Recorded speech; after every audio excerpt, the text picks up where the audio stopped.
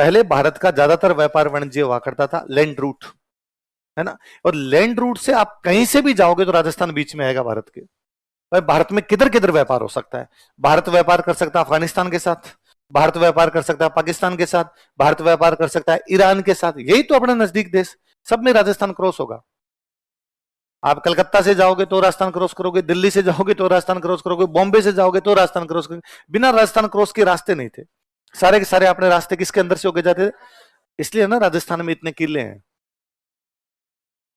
ये राजस्थान में ज्यादा किले हैं ना, उसका कारण ये है कि जितने ट्रेड रूट थे उन ट्रेड रूट पे क्या बनाए गए, किले, ताकि सुरक्षा सिक्योरिटी।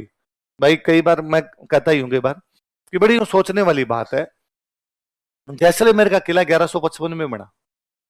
कब बना?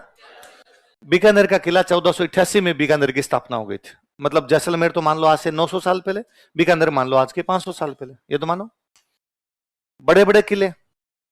यही लगभग जोधपुर वाला इसी टाइम के आसपास 500 के आसपास। तो पश्चिमी राजस्थान में तीन बड़ी जगह मान लो, जैसलमेर, बीकानेर, जोधपुर। जोधपुर बीकानेर 500 साल पहले और जैसलमेर आपका 900 साल पहले। तो रुपए कहां से लाए इतने बड़े किले बनाने के लिए? राजा। तो अपने कहते हैं भाई टैक्स लिए थे, किस चीज पे? कि किसानों से, किसानों से। तो खेती तो अब भी नहीं होती वहां, और जैसलमेर में तो आदमी नहीं है, वर्ग किलोमीटर में 17 आदमी आज रहते हैं। तो किससे ले रहे थे वो टैक्स? क्योंकि उद्योग से लिया होगा, तो उद्योग तो पूरे राजस्थान में नहीं है। फिर तीसरा किसे लिया? तो व्यापार। किसे था? व्यापार। क्योंकि जैसलमेर का राजा ये जानता है कि भारत में कहीं से भी, दिल्ली से, बॉम्बे से, कहीं से भी यदि किसी को सिंध जाना है, कहां पे जाना है? सिंध में एक बहुत बड़ा व्यापारी केंद्र था, कराची। कौन सा था? भाई आप देख लो, सिंधी, सिंधी लोग होते हैं, सिंधी क्या करते हैं? सारे व्यापार करते हैं। तो ये सारे सिंध से आए तभी तो सिंधी है। तो अब भारत में आके कर रहे हैं, पहले तो ये लोग कहां करते थे? सिंधी। तो इनका तो मुख्य काम ही क्या था? व्यापार। अब व्यापार का रास्ता जैसलमेर होके जाएगा। अब इससे क्या होगा? अब मान लो एक दिल्ली में रहता हूं, मैं एक सेठ हूं, दिल्ली का सेठ हूं, और मैंने मेरा सामान भेजना है, कहां भेजना है? कराची। तो यहां पे जैसलमेर के राजा ने कहा भाई तुम यदि इधर से इधर सामान भेजोगे तो मैं यहां टैक्स लूंगा। किस बात का? तो मैं तुम्हें सिक्योरिटी दे दूंगा। क्या दे दूंगा? और उस समय व्यापारियों को सिक्योरिटी बहुत जरूरी हुआ करती थी। तो उनका ठीक है भाई, हम तुम्हें सिक्योरिटी देंगे, तुम हमें क्या दे दो? हम तुम्हें टैक्स दे देंगे, तुम हमें क्या दे दो? सिक्योरिटी। अच्छा, ये तो राजा की बात होगी। अब मान लो जैसलमेर में भी एक सेठ जी बैठे हैं। उन सेठ जी ने कहा दिल्ली वाले सेठ को, यार तू इतनी दूर जाएगा, इससे अच्छा तू मेरे तक पहुंचा दे, मैं आगे पहुंचा दूंगा। इधर वाले का तू मेरे तक दे दे, मैं आगे दे दूंगा। तो बीच में तेरे क्या चाहिए? कमीशन। ठीक है यार, इतना लंबा नहीं पड़ेगा, मैं आप तक भेजूंगा और आप वहां तक भेज देंगे, ये भी ठीक रहेगा। अब ये जो जैसलमेर में सेठ जी बैठे हैं, इनको सामान यहां से यहां भेजना है, यहां से यहां भेजना है। तो सामान भेजने के लिए लोग तो चाहिए। तो जो जैसलमेर में ऊंट गाड़ी वाला था, उसको सेठ जी ने कहा तो सामान बेच गया। ऊंट गाड़ी वाले की कमाई, सेठ जी के भी कमाई, राजा के भी कमाई, पूरा इकोसिस्टम है, पूरा पूरा इकोसिस्टम डेवलप कर लिया। ये का ये भी बीकानेर साइड के तो मेरे को व्यापारिक मार्ग याद है कि मान लो अफगानिस्तान से किसी को भारत में आना है, तो पूरा रूट था उनका कि अफगानिस्तान से वो आते पाकिस्तान, पाकिस्तान में एक जगह पड़ती है मुल्तान, है ना, मुल्तान। मुल्तान से पाकिस्तान में एक जगह पड़ती है बहावलपुर। कौन सी है? ज्योग्राफी वाले सर ने, बहावलपुर से आते वो अपने गंगानगर में एक जगह पड़ती है अनूपगढ़। अनूपगढ़ से फिर आगे बीकानेर में एक जगह पड़ती है महाजन। महाजन से बीकानेर में पड़ता है लूणकरण सर। लूणकरण सर बीकानेर में पड़ता है गारबदेसर। खोल लो दुकान, फलोदी के अंदर है दुकान, हमारे बेंगलोर खोल लो, आप मसूलीपट्टनम खोल लो। तो सेठ ने कहा ना देखो बावली बात नहीं, ये जो दुकान लेके बैठा हूं ना, ये 7 पीढ़ियों से है। तो यहां तो इन्वेस्टमेंट कुछ करना ही नहीं था, दुकान पे जाके बैठना था। जब मैं बॉम्बे जाके दुकान खोलूंगा, रुपए कहां से आएंगे मेरे पास? अंग्रेजों का लोन देंगे। क्या दे देंगे? उनके बैंक आ गए थे, तो उनका लोन दे देंगे, तुम तो दुकान खोल लो।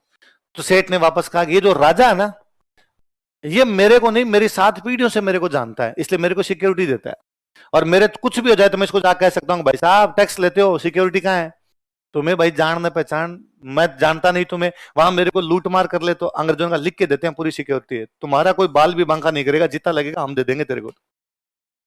उसने वापस कहा ये जो पड़ोसी है ना, ये ऊंट गाड़ी वाले, ये मेरा सामान इधर से उधर लेके जाते हैं, वहां बॉम्बे में कहां से भेजूंगा? अंग्रेजों का रेलगाड़ी। क्या लेंगे?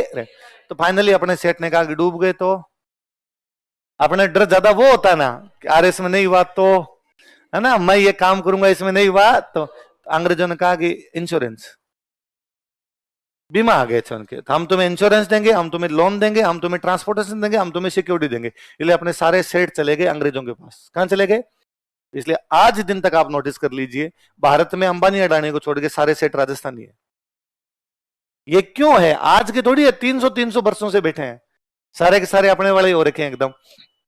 आप कलकत्ता के, बॉम्बे के, मद्रास के कोई बड़े बड़े सेठों के नाम देखिए आप, और वैसे ही आप तो अंबानी अडानी को छोड़ के भारत में और पैसे वालों का नाम सोचिए। आप कहोगे सर बजाज, आप कहोगे बिरला, आप कहोगे गोयनका, आप कहोगे पोदार, आप कहोगे पिरामल, आप कहोगे केडिया, ये सारे के सारे अपने हैं।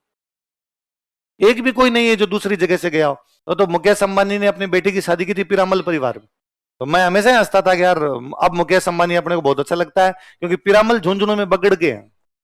झुंझुनू में एक छोटा सा गांव पड़ता है बगड़, आप कभी बगड़ जाइए, आप बगड़ उतरेंगे तब वहां आएगा Piramal school, Piramal college, Piramal hospital, Piramal park, सब कुछ ही पिरामल का है। पूरा बगड़ डेवलप कर रखा है पिरामल ने।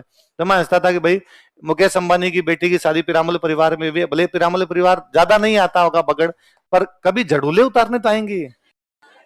वो हमेशा पितरजीत इधर वाले ही धोखेंगे यार, किधर जाएंगे? झड़ूले समझते हो? तो हमारा कुछ ना कुछ तो रहेगा यार इधर।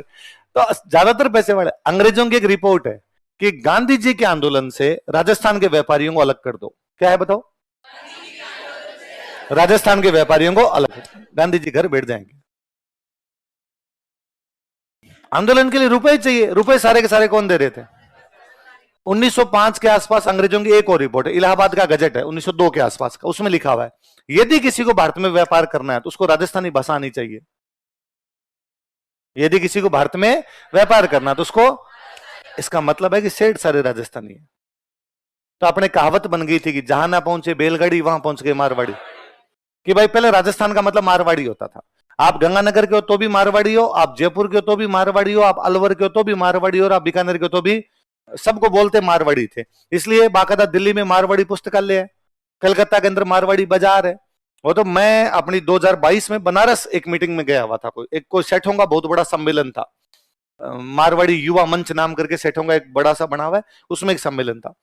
तो मैं उसमें कोई 5-7 मिनट का भाषण था मेरा, तो मैं भाषण देके नीचे उतरा तो कुछ लोग मेरे से मिलने के लिए आए। तो एक सेठ जी ने मेरे को आते ही कहा कि अरे यार तुम जो बोले थे ना, तुम मेरे को यार गांव याद दिला दिया यार, तुम बहुत अच्छा बोले, एकदम मेरी वाली बोली में बोले। कहाँ के हो तुम? तो मैंने कहा सेठ जी मैं तो बीकानेर का हूँ। सेठ जी आप कहाँ के हो? सेठ जी ने कहा मैं कुचामन का हूँ। नागौर में कुचामन है? तो मैं सेठ जी बीकानेर नागौर टच में करते हैं, तो मेरी वाली बोली राप वाली बोली थोड़ी टच करती है, तो आपको याद आया होगा गाँव। तो पर सेठ जी अभी आप कहाँ रहते हो? तो उनका मैं गुवाहाटी रहता हूँ। तो सेठ जी गुवाहाटी आपका परिवार कब गया था? 1822। हम ये बात 2022 में कर रहे थे। सेठ जी का परिवार, आपने तो अभी तक ही गुवाहाटी नहीं गए। सेठ जी का परिवार 200 साल पहले चला गया। तो सेठ जी को मजाक आता है। मैंने कहा सेठ जी अपने गुवाहाटी तक ही आगे चले गए? तो उन्होंने कहा भाई अरुणाचल प्रदेश के बॉर्डर तक तो अपने चले गए, है ना, और भारत सरकार अनुमति नहीं देती, वरना चीन में भी जोधपुर मिष्ठान भंडार खोले। यार व्यापार हमारे खून में था, जिन्स के अंदर था, हम व्यापार जानते थे। अब वो पूरा व्यापार हमारा ब्रिटिश इंडिया की तरफ शिफ्ट हो गया था। लिखो, इसी का तीसरा पॉइंट है ना, अंग्रेजों ने नए व्यापारिक मार्गों का विकास किया था। Britishers developed new trade routes.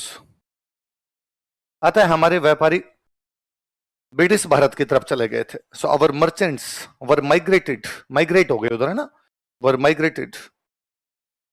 तो जनता के तो नुकसान ही हुआ ना भाई। सेठ जा सकता है, आम आदमी कैसे जाएगा?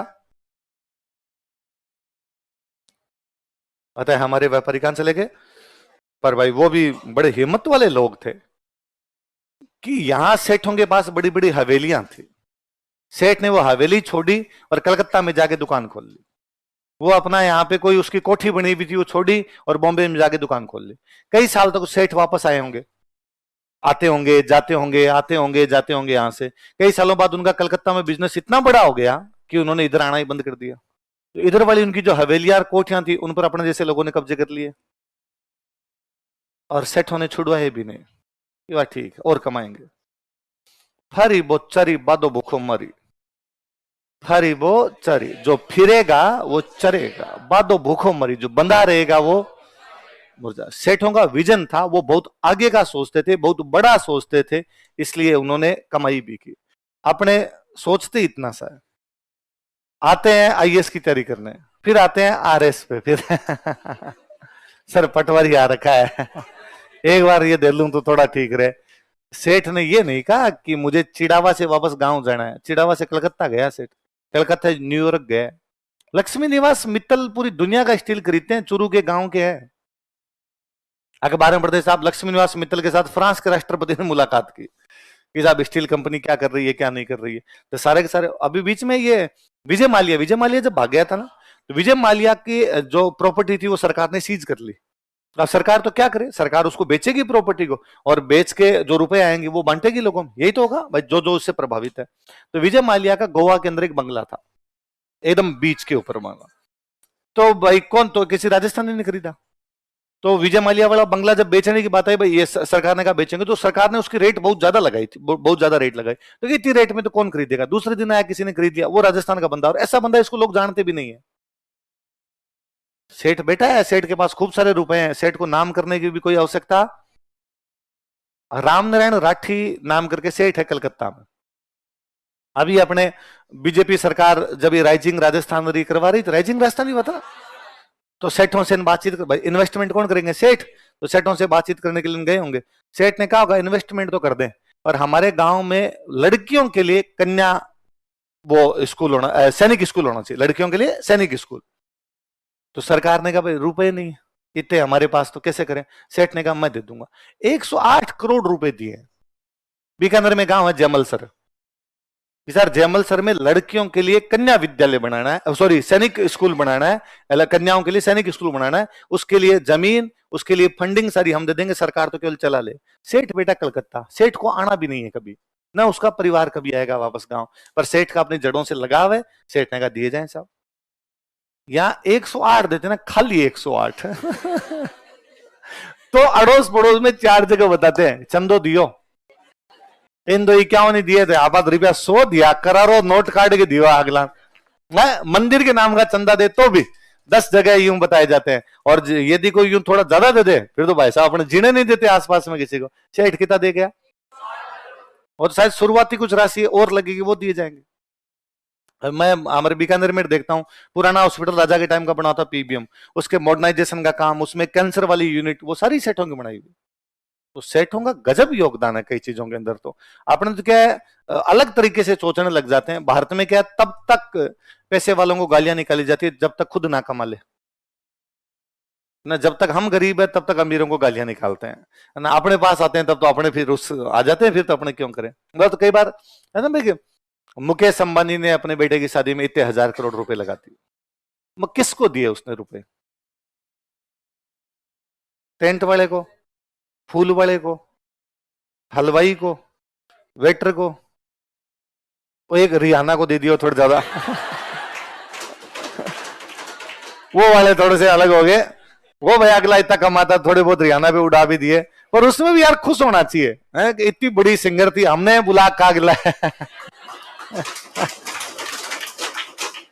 हमने यार दुनिया की सबसे बड़ी सिंगर को लेडीज संगीत में नचाया है तो पर बाकी रुपए तो किसमें बंटे हैं, तो आएंगे तब तो बाकी लोगों में भी बंटेंगे। तो उसके आए तो भाई आम लोगों को भी तो खूब सारे रुपए आए। तो सेठों का यू इकोनॉमी के अंदर गजब ही योगदान था, और उसमें अपने राजस्थान वाले सेठों का तो खूब था, क्योंकि अपने को बिजनेस करना आता था। क्यों आता था, कि और कुछ था ही नहीं हमारे पास, खेती थी नहीं, उद्योग थे नहीं, तो कुछ करोगे। तो हमने व्यापार करना शुरू किया, पीढ़ी दर पीढ़ी व्यापार करते रहे थे। हर्षद मेहता वाली वेब सीरीज देखी, उसमें हर्षद मेहता लास्ट में गिरफ्तार होता है, तो गिरफ्तार करवाने वाले राजस्थानी तो है, केडियान वो सारे अपने सिक्कर के ही तो है। इन्होंने तो बाद में गिरफ्तार कराया। अपने वालों को ये सहन ही नहीं हो रहा था कि यार तुम आकर बिजनेस करोगे और हमारे सामने आके बिजनेस करोगे। अभी वो एक एक्सपायर हो गए जो शेयर मार्केट के सबसे बड़े वो थे, भरत झुंझुनवाला, राकेश झुंझुनवाला है ना, राकेश झुंझुनवाला की बीच में जो शेयर मार्केट के सबसे मोटे वो थे आदमी और भयंकर पैसे वाले, बीच में एक फोटो वायरल हुआ था। तो नरेंद्र मोदी से मिलके आए, व्हाइट कलर का शर्ट आप देखना, और शर्ट में ना यूं सड़ पड़े हुए, तो लिनन का वैसा शर्ट रहा होगा, तो इतना ऊंचा चढ़ावा। अगला प्रधानमंत्री से मिलने गया था, वो अपने को प्रधानमंत्री बुलाने तो 3 दिन प्रेस करे कि भाई इधर की उधर नहीं हो जाए कुछ ना कुछ, पर कोई असर नहीं। उसने यार मिल के आना था, आदमी महत्वपूर्ण होता है, कपड़े महत्वपूर्ण थोड़ी होते हैं। जब आदमी एक लेवल पे चला जाता है तब इस प्रकार की बातें कर सकता है कि नहीं यार ये महत्वपूर्ण नहीं होता, मैं महत्वपूर्ण हूं, क्योंकि आज प्रधानमंत्री तेरे को बुला रहा है, इसका मतलब महत्वपूर्ण तो है। ये तो अपने बड़ी बात है। तो ये बॉम्बे बंदरगाह के बाद में अपने सारे व्यापारी किधर शिफ्ट हो गए थे,